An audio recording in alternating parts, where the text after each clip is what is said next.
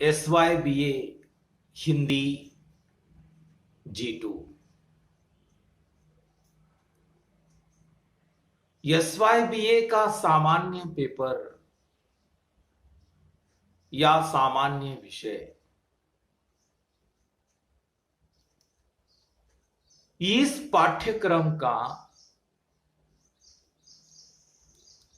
चौथे सेमेस्टर का अंतिम टॉपिक पढ़ाना बाकी था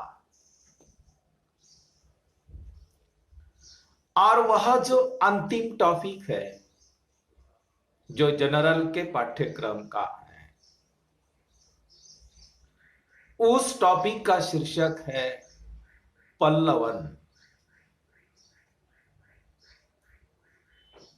या पल्लवन लेखन भी हम उसे कह सकते हैं। मित्रों, ये पल्लवन वैसे देखा जाए तो हमारे लिए नवीन बात नहीं है,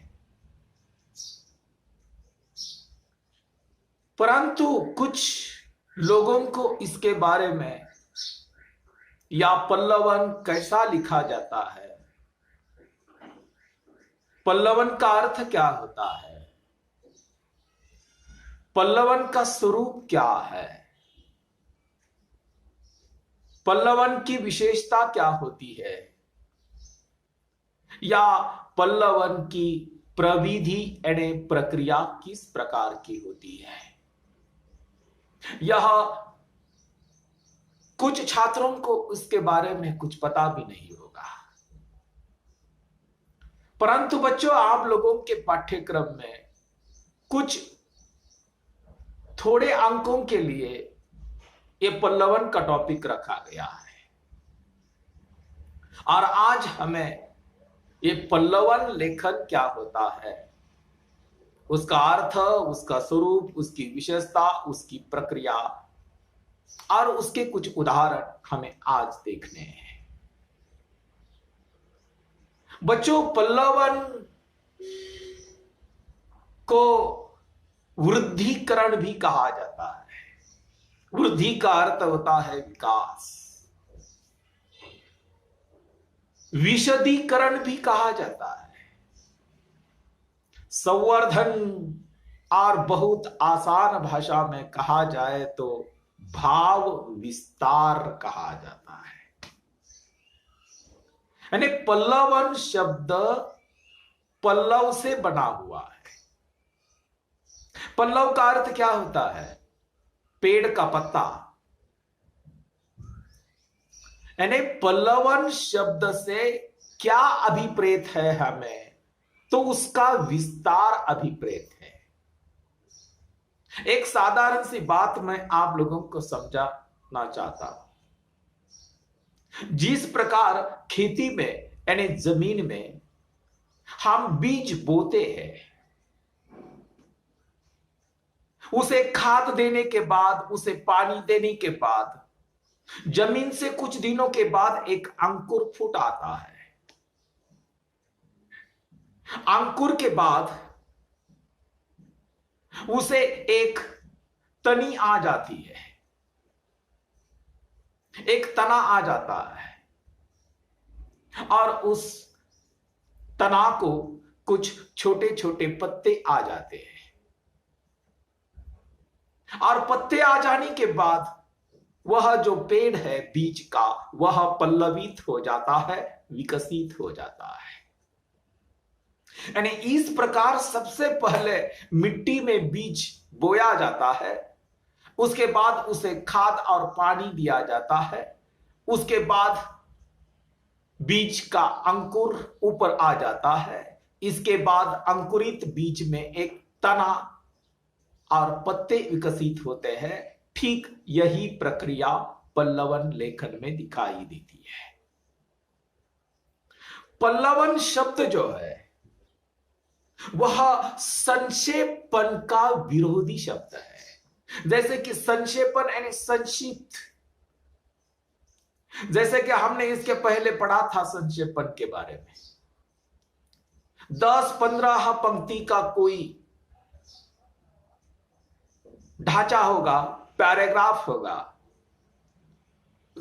10-15 पंक्ति का पैराग्राफ जो होता है, ढांचा होता है, उसी को हम 4-5 पंक्ति में संक्षिप्त कर देते हैं। परंतु पल्लवन ठीक इसके विपरीत है। यानी संक्षेपण में जहां विस्तार में कही गई बात को संक्षिप्त कर दी जाती है, वहां पल्लवन में जो विषय है, जो बीज है, उसी को विकसित किया जाता है, उस विषय का विस्तार किया जाता है। यानी इसमें कम शब्द भी बड़े ही भावपूर्ण होते हैं। यानी उसमें अधिक से अधिक भाव वहन करने की क्षमता होती है। भाव पल्लवन या भाव विस्तार का साहित्य के अध्ययन में बहुत महत्वपूर्ण स्थान है। यानी पल्लवन में किसी संक्षिप्त गंभीर विचार भाव को विस्तार से स्पष्ट करने की आवश्यकता होती है। वैसे देखा जाए तो पल्लवन लेखन एक कला है। मित्रों, पल्लवन का अर्थ क्या है? एक निश्चित विषय विस्तार, भाषा को अपने ज्ञान, अपनी कल्पना के सहारे विस्तृत रूप में उसका विस्तार किया जाता है, उसी को पल्लवन कहा जाता है। यानी पल्लवन निबंध जैसी गद्य रचना है।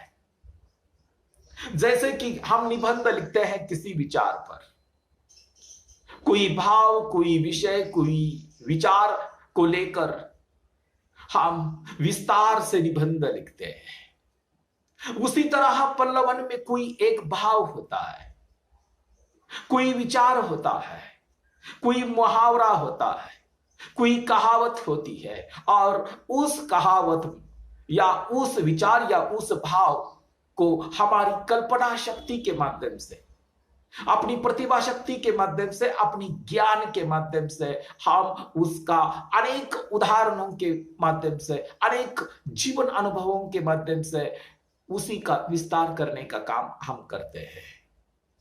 यानी पल्लवन में विषय का विस्तार एक निश्चित सीमा तक होता है।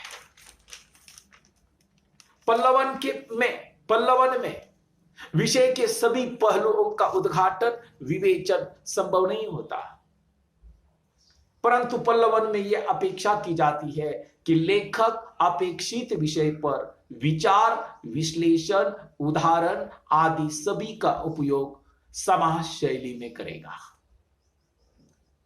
पल्लवन के विषय में ऐसे होने चाहिए जिनमें बहुत विस्तार की गुंजाइश नहीं हो। यानी इस प्रकार स्पष्ट है कि पल्लवन और निबंध में साम्य दिखाई देता है, परंतु दोनों में अंतर है। निबंध अधिक विस्तार के साथ लिखा जाता है, परंतु पल्लवन किसी भाव, किसी विचार को बहुत विस्तार के साथ नहीं।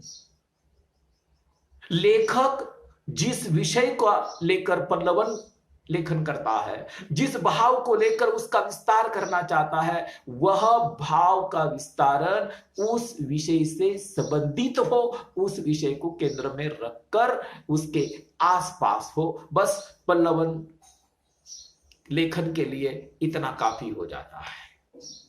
यानी निबंध में एकाध विचार विस्तार के साथ चित्रित किया जाता है, वर्णित किया जाता है, परंतु पल्लवन लेखन में वह विचार एक संक्षिप्त रूप में 8-10 पंक्तियों में उसका विस्तार किया जाता है। मित्रों, पल्लवन की विशेषताएं 6 विशेषताएं मानी है। पल्लवन लेखन की 6 विशेषताएं विद्वानों ने मानी है। उनमें से एक पहली विशेषता है कल्पनाशीलता। यानी पल्लवन लेखन के लिए लेखक का कल्पनाशील होना अत्यंत आवश्यक माना जाता है। यानी कल्पना के सहारे ही वह किसी भी विषय को अत्यंत रोचक और आकर्षक बना सकता है। नेचुरली देखा जाए तो मनुष्य कल्पक होता है।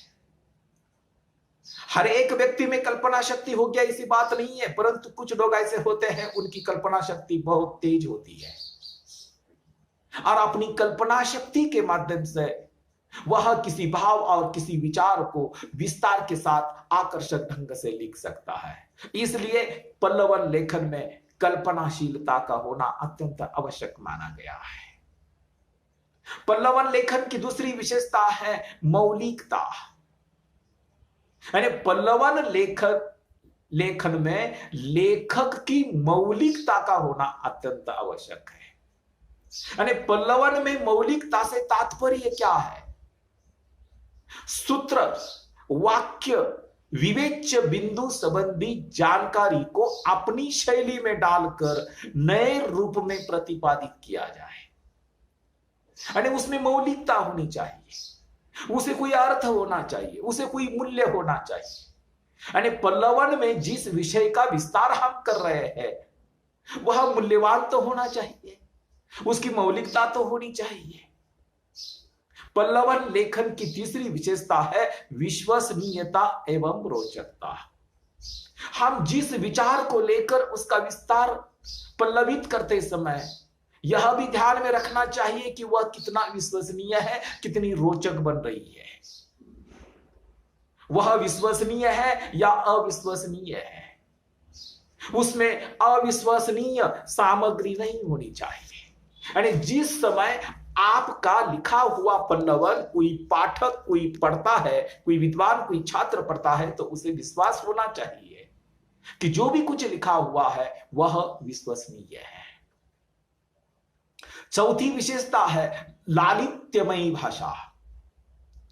कोई भी साहित्य हो, निबंध हो, कहानी हो, उपन्यास हो या और कुछ भी हो, किसी विषय पर अपने भावों को, विचारों को रोचक ढंग से पल्लवित करने का उद्देश्य क्या होता है कि हम जो पल्लवन लेखन करते हैं, हम जिस विचार को विस्तार से लिखते हैं वह कोई ना कोई पाठक पढ़ने वाला है, कोई विद्वान पढ़ने वाला है, तो उसे आनंद की प्राप्ति हो। इसलिए उसे आनंद की प्राप्ति होने के लिए भाषा की स्पष्टता, सहजता होनी अत्यंत आवश्यक है, वह भाषा रोचक होनी आवश्यक है। पांचवी विशेषता है उन्मुक्त शैली। पल्लवन लेखन करने वाले प्रत्येक व्यक्ति की अपनी स्वयं की एक शैली होती है, एक लिखने की स्टाइल होती है और उस शैली का संबंध स्वभाव से जुड़ा होता है। यानी स्वभाव प्रत्येक व्यक्ति का अपना स्वयं का होता है, एक जैसा स्वभाव नहीं हो सकता हर एक व्यक्ति का। यानी पल्लवन लेखन में लेखक की मुक्त एवं स्वच्छंद शैली की अपेक्षा होती है। और अंतिम विशेषता है प्रवाहमयता। पल्लवन में प्रवाहमयता से सीधा तात्पर्य भावों की सुसंबद्धता और प्रवाहमयता, अखंडता से है। अगर हम एक सूत्र में जो भी कोई भाव है, जो भी कोई विषय है, उसी का हम पल्लवन कर रहे हैं, उसका विस्तार कर रहे हैं, तो उसके क्रमबद्ध जिस समय हम उसका विस्तार कर सकते हैं, एक जैसे नदी के पानी का प्रवाह होता है कंटिन्यू, उसी तरह से हम उस विषय, उस विचार को एक कंटिन्यू, एक प्रवाह दे तो वह सफल ऐसा पल्लवन हो सकता है। मित्रों, हमें पल्लवन की प्रविधि यानी प्रक्रिया, पल्लवन की प्रविधि यानी रचना प्रक्रिया को निम्न बातों से समझा जा सकता है कि यह प्रक्रिया कैसी होती है। पल्लवन लेखन की प्रक्रिया क्या है? मित्रों, सबसे पहले क्या होता है, पल्लवन लिखने के लिए सबसे महत्वपूर्ण बात होती है विषय यानी सब्जेक्ट का चयन यानी निवड। ज्या विषयावर आपल्याला पल्लवन लेखन करायचं आहे त्या पल्लवन लेखनसाठी एक महत्वाचा विचार किंवा विषय आपल्याला निवडावा लागतो।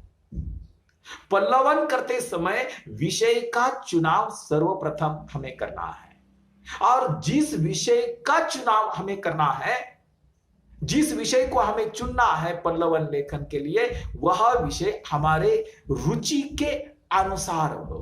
क्योंकि कभी कभी क्या हो जाता है, हमारे रुचि का विषय नहीं होता और जिस समय लेखक के रुचि का विषय वह नहीं हो सकता, तो वह पल्लवन लेखन सक्सेस नहीं हो सकता, सफल नहीं हो सकता। यानी व्यक्ति जब किसी विषय पर अपनी विचार व्यक्त करने के लिए बैठता है, तो उस विषय के अनुसार उसके व्यक्तिगत जीवन अनुभव की कुछ बातें भी पल्लवन में व्यक्त होती है। इसलिए विषय के चुनाव में यह ध्यान में रखना चाहिए कि किस विषय पर हम सर्वाधिक विचार कर सकते हैं और सही ढंग से सुंदर ऐसा पल्लवन कर सकते हैं। दूसरी बात है चिंतन और मनन। पल्लवन के विषय चयन के बाद बीजारोपण की जो आवश्यकता पड़ती है, ताकि उसमें मधुर अंकुर फूट आए, इसलिए चिंतन और मनन की आवश्यकता होती है। हमारी कल्पना उस विषय में अनुकूल सामग्री जुटाना प्रारंभ कर देती है और हमारा अभ्यास, हमारा अध्ययन, हमारा चिंतन, हमारा ज्ञान, हमारी प्रतिभा आदि उस विषय के संदर्भ में तर्क वितर्क करने लगते हैं। यानी चिंतन मनन के द्वारा विषय के अनुकूल सामग्री का संकलन किया जाता है और इसी को साहित्य भाषा में अंकुरन प्रक्रिया कह सकते हैं। मित्रों, जिस समय हम कुछ भी पढ़ते हैं, कोई साहित्य पढ़ते हैं, कहानी पढ़ते हैं, उपन्यास पढ़ते हैं, नाटक पढ़ते हैं, पल्लवन पढ़ते हैं, निबंध पढ़ते हैं, परंतु जिस समय हम कोई ना कोई साहित्य पढ़ते हैं, उस समय पढ़ते समय हमारे मस्तिष्क में उस पर चिंतन और मनन होता है, हम उसी पर विचार करते हैं।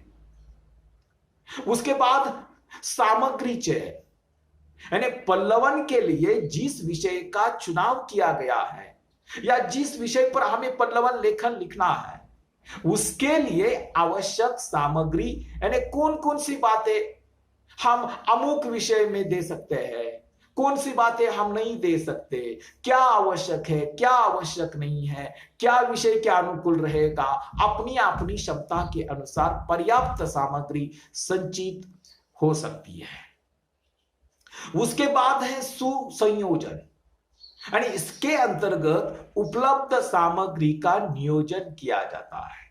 यानी विषय के अर्थ, स्वरूप, व्याख्या, उदाहरण, लाभ, हानि, सार्थकता और संदेश।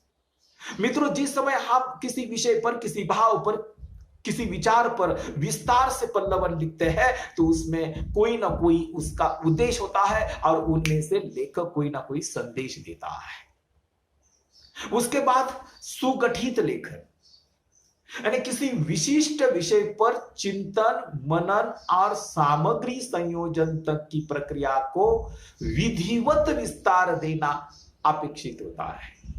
यानी यहां हमें व्यवस्थित लेखन के माध्यम से पल्लवन को एक विशिष्ट आकार देना चाहिए। यानी उसे पढ़कर ऐसा ना लगे कि यह कठोर परिश्रम का फल है। यानी किसी विषय या भाव या विचार को लेकर जिस समय हम पल्लवन करते हैं, तो हम हल्के फुल्के ढंग से उसमें अपनी कल्पना को व्यक्त करें, अपने जीवन अनुभवों को व्यक्त करें, कि जैसे कल्पना पल्लवन को एक आकार, यानी निश्चित आकार पैदा हो जाए। और अंतिम है पुनरावलोकन। इसका अर्थ क्या है? एक बार पुनः देखना, एक बार पुनः पढ़ना।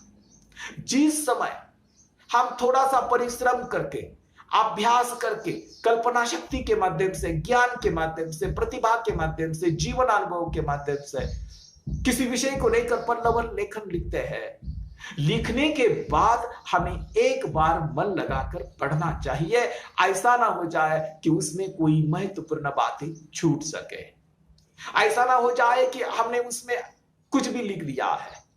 तो इसलिए पुनरावलोकन करना अत्यंत आवश्यक बात होती है, क्योंकि पुनरावलोकन करने के बाद या लिखने के बाद जब हम पढ़ते हैं उसी को, तो एक बात हमें समझ में आ जाती है कि हमने किस तरह से लिखा है, उसे कितना दर्जा है, जो पल्लवन लिखा है वो कितना दर्जेदार हुआ है, उसे कितनी क्वालिटी है, वो कितना महत्वपूर्ण बन गया है, उसमें कोई उद्देश्य आया है या नहीं, उनमें से कोई संदेश पाठक तक पहुंचेगा या नहीं। इन सभी बातें हमें पुनरावलोकन करने के बाद यह स्पष्ट हो जाती है और हमारे ध्यान में भी आ जाती है।